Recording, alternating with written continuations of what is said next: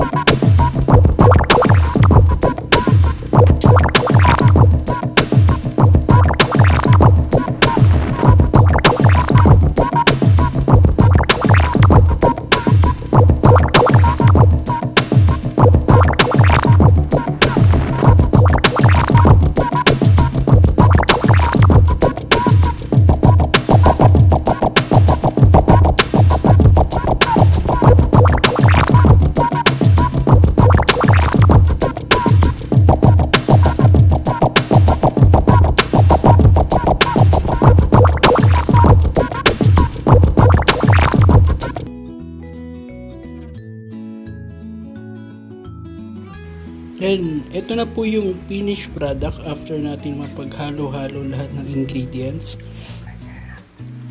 And sobrang sarap niya. Sobrang, hindi naman ganun kaanghang, no?